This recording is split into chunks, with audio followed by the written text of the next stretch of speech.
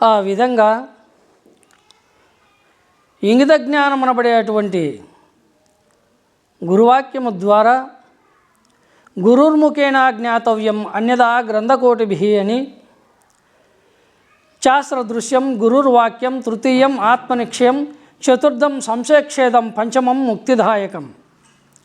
శాస్త్ర సమ్మతము గురువాక్య సమ్మతము ఆత్మనిక్షయము కలిగినటువంటి మానవుడు సంశయ నివృత్తి చెంది శాశ్వతమైనటువంటి పరమార్థాన్ని తెలుసుకుంటాడు అనేటువంటి భావం. కనుక ఆ పరమార్థము ఎలా ఉన్నదయ్యా అనంటే,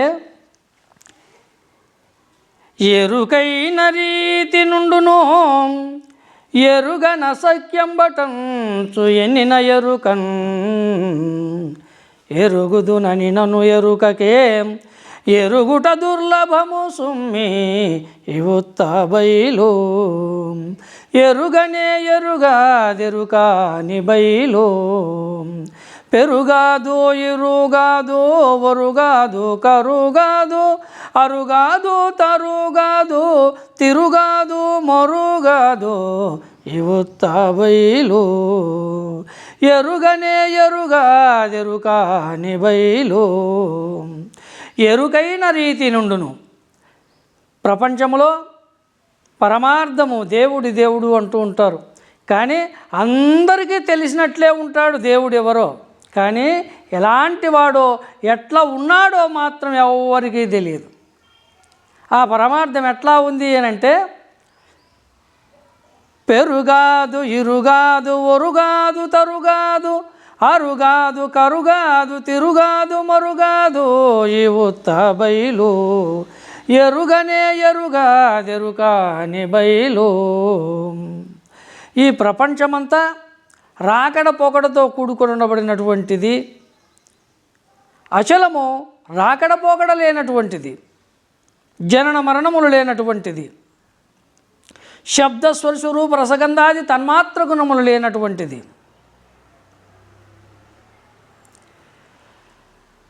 ఎరుగననిన ఎరుకకు ఎరుగుట దుర్లభము సుమ్మి ఇవుత్త బయలు ఎరుగుదుననినను ఎరుకకు ఎరుగుట దుర్లభము సుమ్మి. నాకు తెలుసు పరమార్థమని చెప్తూ ఉంటారు చాలామంది మహానుభావులు.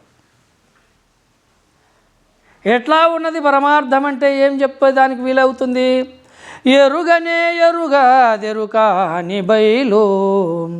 ఆ పరమార్థము ప్రపంచం అనేది ఒకటి ఉన్నది, అష్టవిధ ప్రకృతి ఉన్నది, అందులో అనంతకోటి జీవరాశి ఉన్నది, అందులో మానవులు ఉన్నారు, వీళ్ళల్లో జ్ఞానులు అజ్ఞానులు విజ్ఞానులు సుజ్ఞానులు ప్రజ్ఞానులు ఇంగిత జ్ఞానులు ఇంతమంది మానవులు ఉన్నారు అన్నటువంటి విషయం దానికి తెలియనే తెలియదు.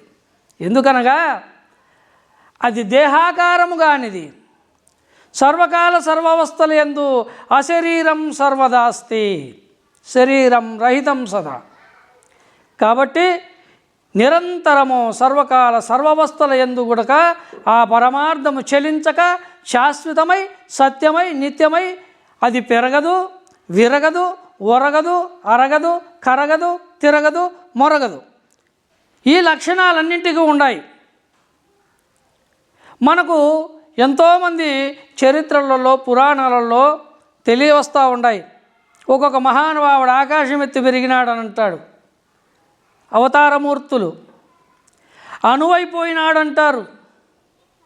అంటే పెరగడము విరగడము ఒరగడము తరగడము అరగడము కరగడము తిరగడము మొరగడము ఈ లక్షణాలన్నీ ప్రకృతికి సంబంధించినటువంటి ఆత్మస్వరూపానికి సంబంధించినవే కానీ అచలతత్వానికి సంబంధించినటువంటివి కావు. అచలము శాశ్వతమైనటువంటిది, అది ఎప్పటికీ స్థిరమై ఉండబడినటువంటి సత్యం. అందుకు సామధ్యమేమి చూపదు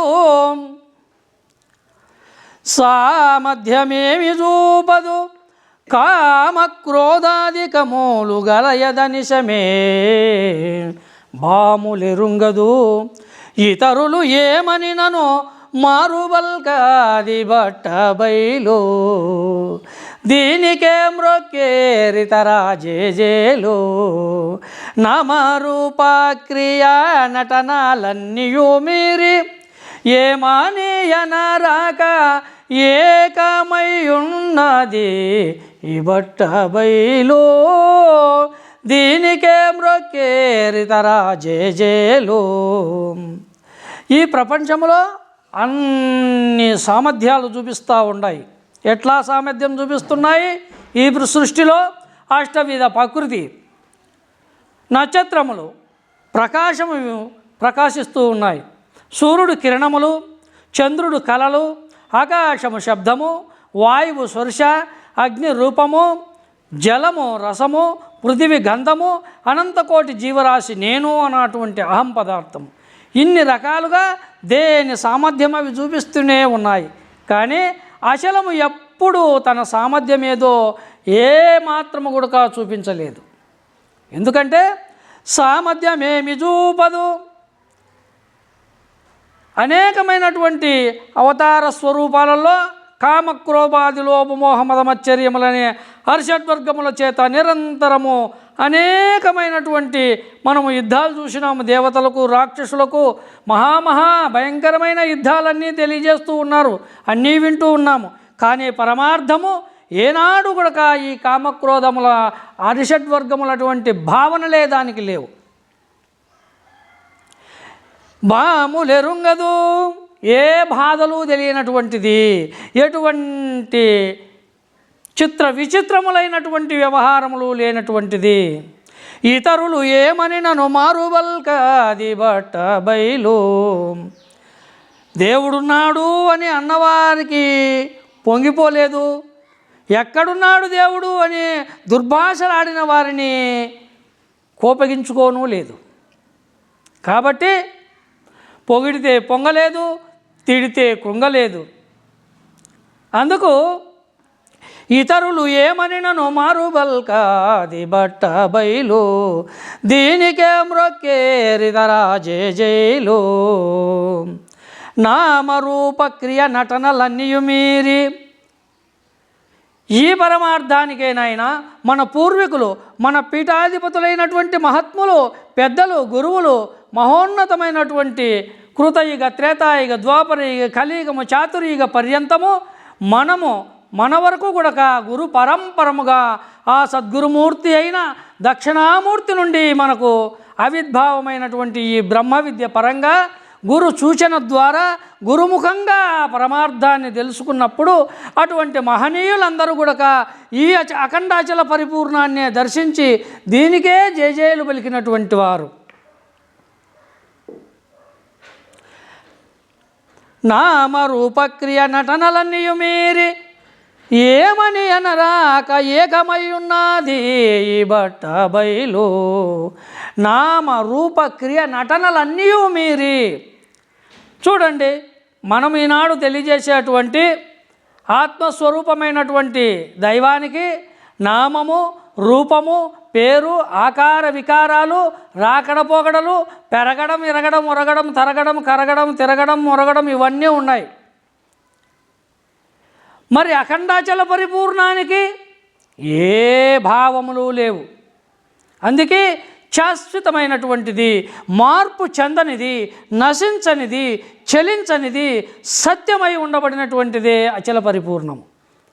అందుకే అటువంటి దాన్ని పెద్దలందరూ కూడా జేజయ్యలు, మన జేజయ్యలు, మన గురువులందరూ, పెద్దలందరూ కూడా ఆ పరమార్థమైన ఆ సత్యాన్ని దర్శించుకొని దాన్నే మృక్కినారు అని మనకు గురువాక్యము తెలియబడతా ఉంది. కాబట్టి అట్టి సద్గురువాక్యమును మనము తెలుసుకోవాలనన్నా తప్పక సద్గురువును ఆశ్రయించవలసి ఉన్నది.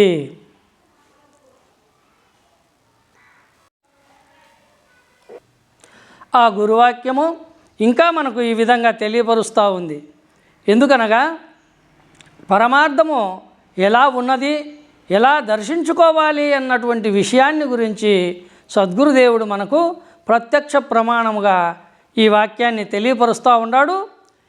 ఇక తరువాత వచ్చేటువంటి వాక్యమును మనము ఇప్పుడు తెలుసుకుందాము.